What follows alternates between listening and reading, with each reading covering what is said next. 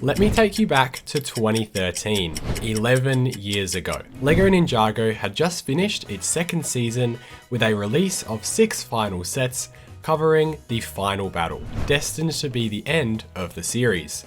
However, LEGO wasn't stopping there, as right around the corner, they had a whole new replacement theme hoping to capture audiences' interests just like Ninjago had. This was LEGO Chima. What's up LEGO fans, it's LEGO Man Cam, and in this video, I'll be covering the downfall of LEGO Chima by discussing all of the sets, all of the seasons, and everything you need to know in this full theme recap. LEGO Legends of Chima was a theme that ran from 2013 to 2015 and was all about tribes of different animal species, fighting over the most valuable resource in the land, being Chi. Chi was the resource that gave the animals life, but could also be used to access new powers and give a tribe the ability to rule over the lands of Chima. So to truly understand what went wrong with this theme, let's take it back to Season 1, the beginning of LEGO Chima. In January of 2012, LEGO released 15 Chima sets, one of the biggest LEGO set waves ever at the time,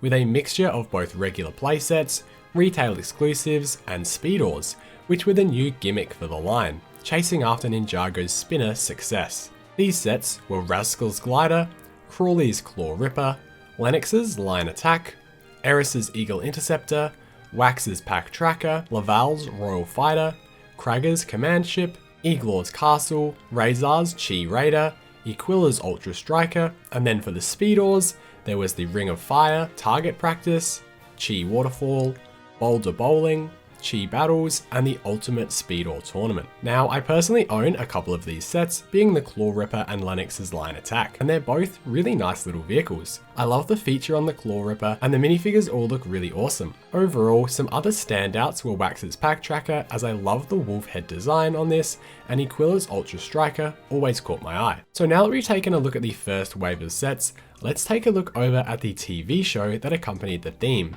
The same strategy that LEGO would use for Ninjago and later for Nexo Knights and LEGO Dreams too. This series followed the main plotline that I discussed earlier, but what really kicked the series off was when Kragger of the Crocodile tribe loses his parents and becomes the king of the tribe. However, his sister Cruella manipulates him using persuader plants to brainwash him into wanting to destroy the Lion tribe and take over the lands of Chima. The different tribes are split between two main sides, being the crocodiles, wolves, and ravens seen as the villains, up against the lions, eagles, and gorillas seen as the heroes. The show would later go on to add more tribes, however, let's now take a look at the second half of sets that were released for 2013 or releasing in June. Here we had Iglor's Twin Bike, Gorzan's Gorilla Striker, Warriors' Combat Lair, and the Lion Chi Temple, the biggest LEGO Chima set at the time. There was then the retail exclusive Croc Swamp Hideout, and 6 of these Constraction Chi characters, one for each of the 6 main Chima characters, being Chi Laval, Eris,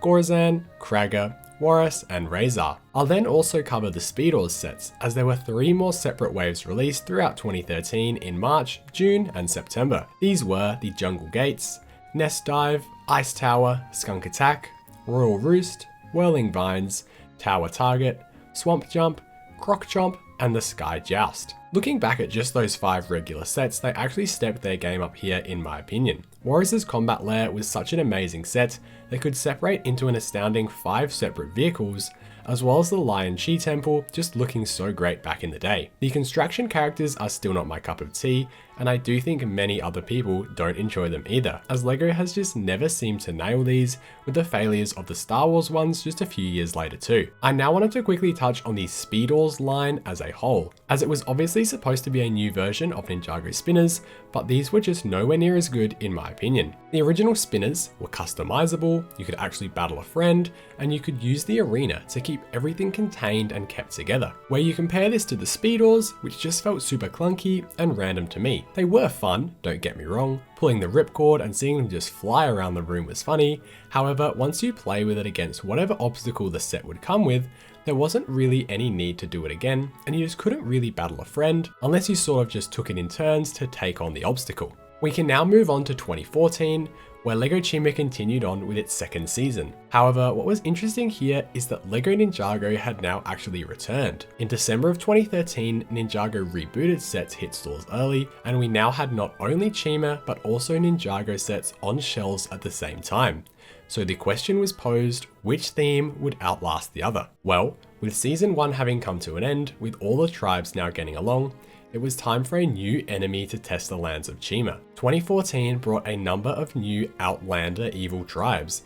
Led by the Scorpion King Scorm, these tribes consisted of bats, spiders, and scorpions, essentially all of the creepy animals. This launch only had one wave just in January, continuing with regular sets and some more Speedorz. The sets were Braptor's Wing Striker, Lavertus's Twin Blade, Sparatus's Spider Stalker, Rogon's Rock Flinger, Scorm's Scorpion Stinger, Spinlin's Cavern, and Lavertus's Outland Base. I actually own Rogon's Rock Flinger, and it's a really nice set, although I'm not quite sure why 10-year-old me thought this was a cool one to pick up. I think I must have just liked the Rhino figures at the time. There was also some more Speedorz, as I mentioned, those being the Banana Bash, Bat Strike, Web Dash, Sky Launch, and Stinger Duel. Again, these didn't really offer anything different to the previous years and were just new colors with some new minifigures and builds. However, LEGO did bring out another new subset of sets for this wave, these being the Legend Beasts. Now, if we take a look back at Chima lore, the Legend Beasts were essentially seen as mythical creatures. However, when we look at them as humans,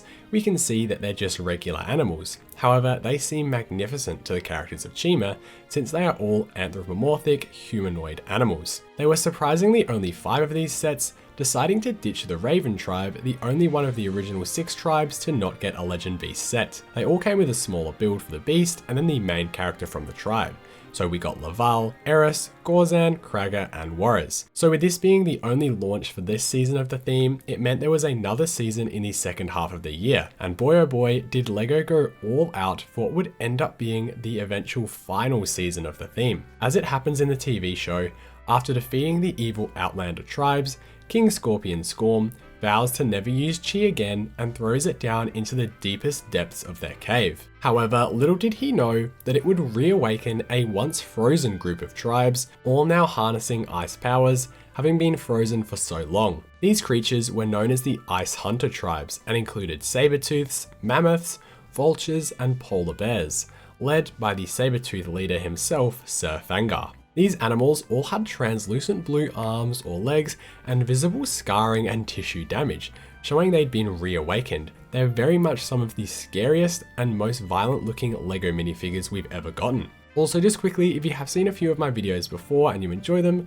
please consider subscribing. It's the #1 thing that you can do to help a really small channel grow to 10k. So to kick off the next season, the Summer Wave on June 1st was another absolutely gigantic release. To show the scale of this season, there was a whopping 33 sets released with another 14 new episodes for the TV show, compared to season 2's just 17 sets with again just 6 episodes, being essentially double this previous season in scale. Anyway, there were a ton of sets released June the 1st, starting with Kragger's Fire Striker, which for some reason has the same set numbers as the season 2 sets. So I'm assuming that this was an extra season 2 set that was delayed later till season 3. Anyway, there was Vardy's Ice Vulture Glider, Eris's Fire Eagle Flyer, Sir Fangar's Sabertooth Walker, Laval's Fire Lion, Mauler's Ice Mammoth Stomper, the Flying Phoenix Temple, which is the biggest Chima set of all time. There was then also Sir Fangar's Ice Fortress, and for the Speedorz, there was the Scorching Blades, Flaming Claws, Frozen Spikes, the Inferno Pit, and Fire vs Ice. This wave also brought back the Constraction figures,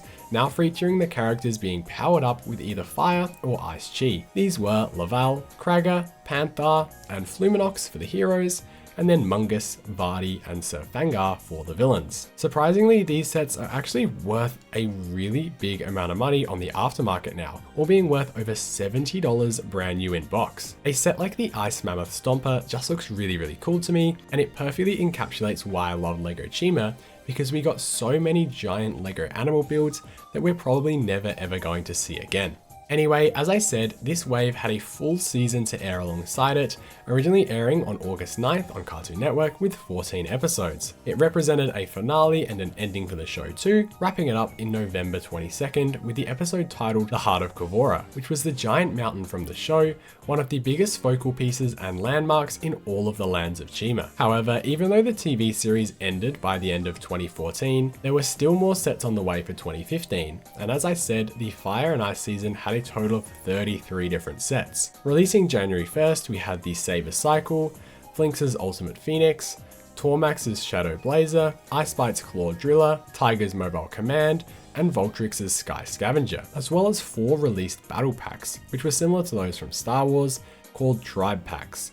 We had one for the Lions, the Ice Bears, the Crocodiles, and the Sabertooths. There was also then a final 3 sets released in May of 2015, being Bloodvik's Rumble Bear, Mammoth's Frozen Stronghold, and King Crominus's Rescue. I personally own Ice Bite's Claw Driller from 2015, and again, it's a really nice looking set. It was super cheap at the time, only retailing for $50 with over 600 pieces, which came with some really awesome looking ice minifigures with a lot of translucent pieces, which LEGO rarely seems to make. Anyway, with that was seen as the end of LEGO Legends of Chima. Or was it? In just a minute, I'll be getting into what we have left of Chima because we are still seeing it in modern day LEGO. However, let's discuss why LEGO decided to cancel the theme. Ultimately, it did just come down to what you'd expect. The theme was not selling well. According to their 2013 annual report, however, Chima was one of the best-selling themes in 2013, stating that it added the most to sales growth for the year. So what went wrong? Well, the second year for Chima, with Season 2, as we know, focusing on the Outland tribe, and then Season 3, being Fire and Ice themed, did not perform anywhere near as well as LEGO had wanted, so by the end of 2014, the theme was cancelled. However, they still did release some sets in 2015 to keep sets on shelves. What is notable here is that 2013, the year when we did have Chima but no Ninjago, was the most successful year for the theme, whereas when Ninjago was rebooted, those who were looking at Chima swung back over to Ninjago. When comparing the two themes, I posted a poll on YouTube, and the results are currently in favour of Ninjago, 80% to 20%, saying which theme was their favourite.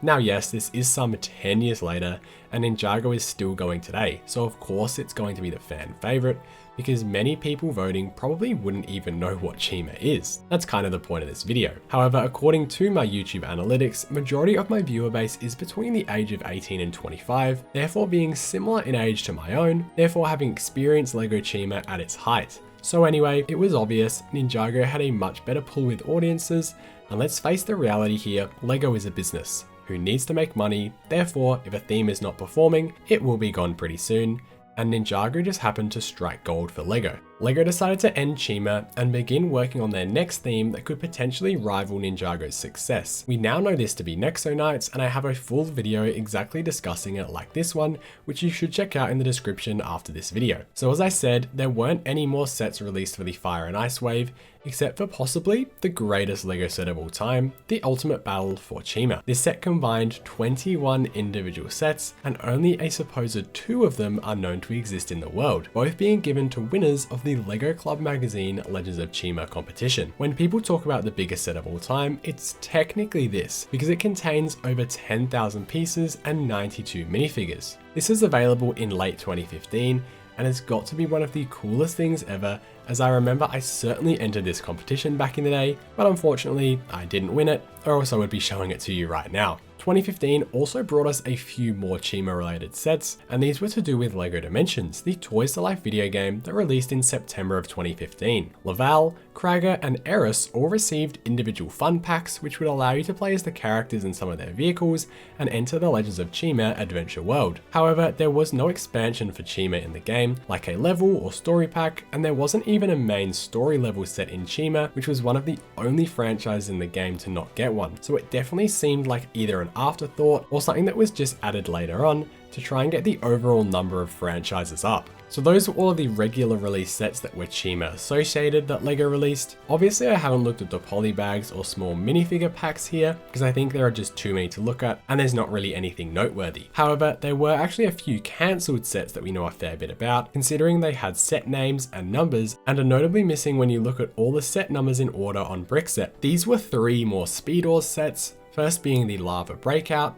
the Fang Trap, and the Frozen Fortress. Whether these were supposed to be released in 2015, since there were no Speedorz released that year, or maybe they were originally supposed to just be more of them in that first half of the wave in June 2014, which would have made it by far the biggest release of Speedorz yet. However, with the theme coming to an end, I can understand why they would want to cut a few unnecessary sets. Now, I did mention before how Chima is still affecting LEGO even to this day, and that comes in the form of its relationship with Ninjago. Back in Season 5 of Ninjago, an object called the Realm Crystal was introduced, which allowed the holder to travel between any of the 16 Ninjago realms. During the finale of Season 5, Lloyd fights the villain Morrow over the crystal as they travel between a bunch of different realms, and well, at one point, they end up in the middle of Chima. Now, this was seen as just more of a joke and an Easter egg. However, with the recent Dragon's Rising season, it has been confirmed this is definitely in fact canon, and with the introduction of the anthropomorphic character in Lord Raz, it was revealed that he was from the realm The Wildness. With The Wildness being the name of the realm, this places Chima inside of it,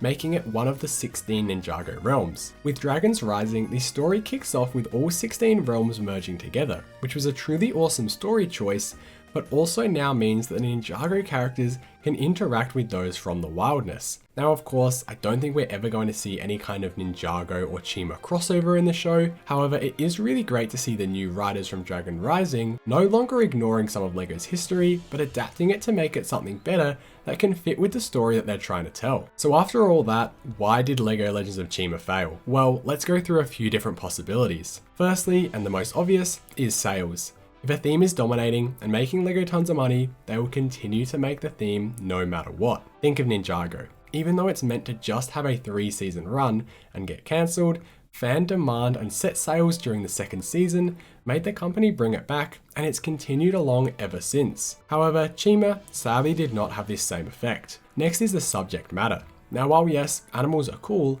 and a lot of the vehicles and locations look really cool, this does not compare to a group of ninja, as it feels as though it's aimed at a much younger audience, rather than Ninjago that can appeal to a wide range of age demographics. Another is the TV show. Now, of course, this is going to be purely anecdotal, but I was not a fan of the TV show. I found the voice cast to be pretty annoying, and I just wasn't as invested with the characters as I was with Ninjago, where I found myself needing to watch every single episode. Maybe people can associate more with a group of human ninja rather than animals, despite how unbelievable both themes are, both featuring mystical powers and all. Overall though, looking back, LEGO Legends of Chima was truly something special. To see LEGO put so much thought and effort into a theme is commendable, because the designs of the vehicles and characters and its outstanding world was truly something really unique for LEGO at the time, with so many new molds and prints to count. Did we underappreciate this theme at the time? Yes, as it was seen as Ninjago's replacement. However, I do wish these two themes could have coexisted. However, with the way LEGO works as a business, this LEGO town was only big enough for the one of them,